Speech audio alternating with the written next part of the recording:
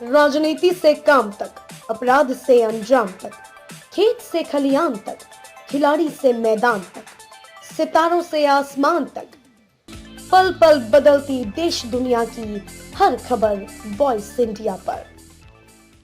समाजवादी बबुआ की ललकार, भगवा है बेकार। जी हां, उत्तर प्रदेश विधानसभा चुनाव का सियासी पारा चढ़ा हुआ है और हम किसी से कम नहीं का नारा भी बेशुमार है।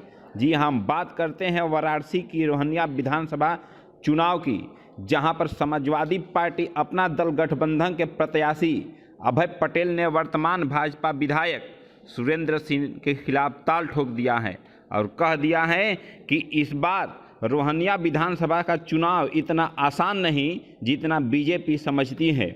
इस बार रोहनिया में खेला होगा और उत्तर प्रदेश में सपा गठबंधन की सरकार बनेगी। अब थोड़ा अभय पटेल जी की पूरी बात सुनिए, जिन मुद्दों को लेकर वो जनता के बीच जा रहे हैं। ये रोहनिया विधानसभा में पहुंचे हैं।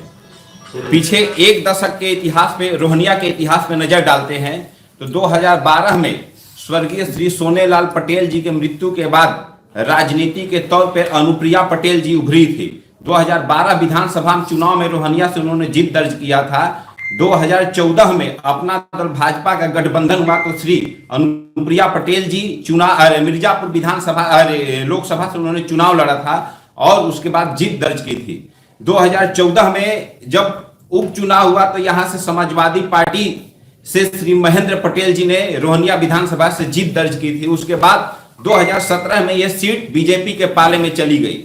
आज हमारे साथ समाजवादी गठबंधन के और राजमाता श्री कृष्णा पटेल जी के कमेरावादी पार्टी से हमारे साथ यहाँ के रोहनिया विधानसभा के प्रत्याशी श्री अभय पटेल जी हैं।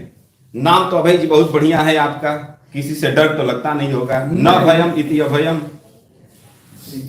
क्या कहना चाहेंगे रोहनिया विधानसभा में, क्या समस्याएं हैं? सबसे पहले तो माननीय राजमाता कृष्णा पटेल जी और माननीय ओम प्रकाश जी कैबिनेट मंत्री और आपके बीच अखिलेश यादव जी, सबको बहुत बहुत धन्यवाद दिया जाए।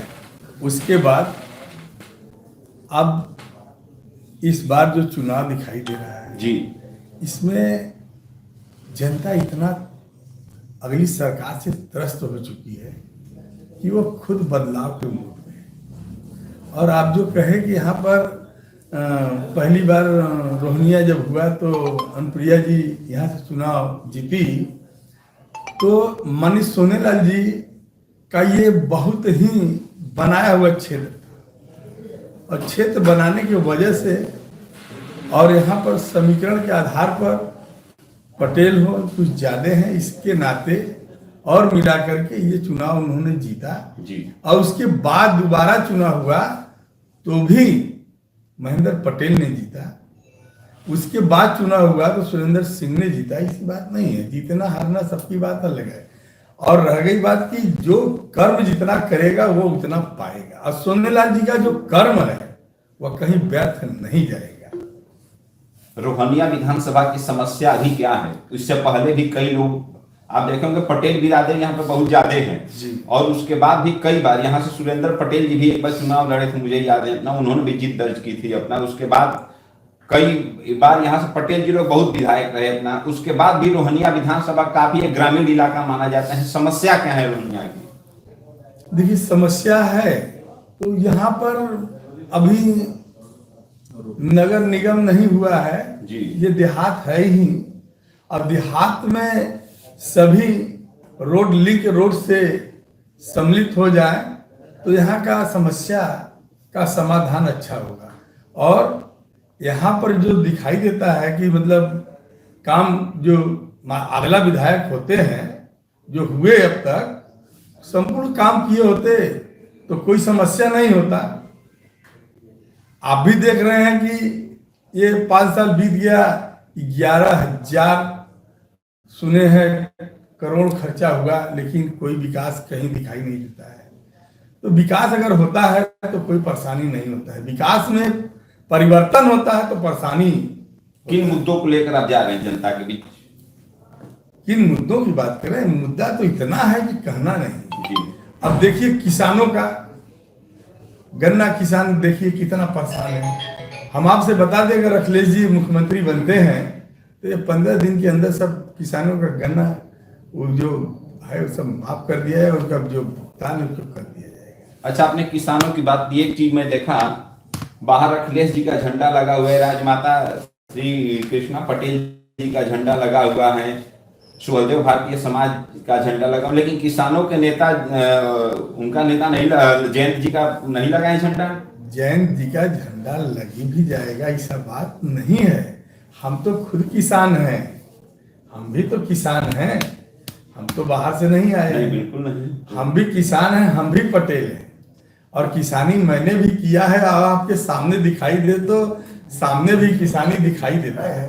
और झंडा लगाना तो वो तो सभी जैसे पार्टियां हैं, झंडा आया लग गया, वो तो दिल में लगा हुआ झंडा। लेकिन आपके महागठबंधन के किसानों के नेता तो वही माने जा रहे हैं। अरे भाई, तो हम भी तो जान रहे हैं, माने जा रहे हैं, हाँ मनवाया जा रहा है। तो ऐसा नहीं, सरकार की मंशा है, अलग अलग विचार हैं, उन विचारों से तो सब सहमत नहीं हो सकता है। अभी तक बीजेपी ने अपना टिकट डिक्लेयर नहीं किया है रोहनिया से, एक तरफा केवल अभय अभय अभय चल रहा है जनता के बीच में।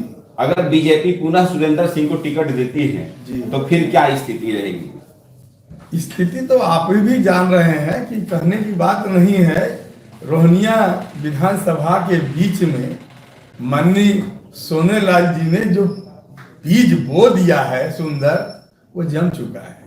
और आने वाला जो भी उनके बीच से आएगा वह आपको नजर आएगा। और रह गई बात कि आने के लिए तो कोई भी आए, ये जन मालिक है, जिसको चाह जाएंगे, जैसे उन्हीं को चाह गए अगली बार तो बना दिए। ये जन मालिक है, अगर जिसको चाहेंगे उसको मालिक बना देंगे। इसमें किसी का कोई दाल नहीं गलने वाला है। इस पर जीत के प्रति पूरे आश्वस्त हैं आप? आश्वस्त तो आपसे हम हैं, हम तो आपसे आश्वस्त हैं एकदम, कोई दिक्कत नहीं। जब आप हमारे कितनी वोटों से जीत रहे हैं ये बता दीजिए। ये तो जन मालिक जनता है, ये बता सकते हैं कि कितने वोट से जीत पाएंगे। और आप तो सब में रूबरू होते हैं, आप तो यूं ही जानते हैं। आप घसीटेंगे? नहीं, हम नहीं घसीटेंगे, आप तो रूबरू होते हैं और सबके बीच में जाते हैं, सबके विचार को जानते हैं। अब विचार जानने के बाद आपको ये लगता है कि हम कितने मतों से जीत सकते हैं, इस उम्मीद का कामना हम आपसे ही करते हैं। उत्तर प्रदेश में कितनी सीटें आ रही है सपा गठबंधन को? अब ये तो हम आपको बता दें, 250 पार दिखाई दे रहा है। हम तो चाहते हैं 300 पार। आप अखिलेश जी की उम्मीदों को भी, अखिलेश जी तो 400 कर रहे हैं और 300 प्लस बीजेपी, मतलब 700 सीटों की इस पर लड़ाई है। हम तो देखिए उन्हीं की बात कर रहे हैं, वो 400 कर रहे हैं, वो तो देखिए मुखिया है, हम तो आपके बीच से। तो हम एक उम्मीद भी लगाए हैं कि मतलब ये 250 से 300 पार हो जाए बस, और कुछ नहीं। और बताइए। तो ललका और पियरका की ललकार है, भगवा बेकार है। ये हमारे साथ रोहनिया से समाजवादी गठबंधन और कमेरावादी के संयुक्त प्रत्याशी श्री अभय पटेल जी थे। वाराणसी की जनता क्या जवाब देती है और 10 तारीख को नतीजा क्या आता है, कौन बनेगा यूपी का बादशाह, कौन करेगा पलायन, तब तक के लिए देखते रहिए आप वॉइस इंडिया न्यूज के साथ। वाराणसी से सायं 7 बजे आप देखना नहीं भूलिएगा, वाराणसी का महापंचायत कैंट विधानसभा 80 घाट से।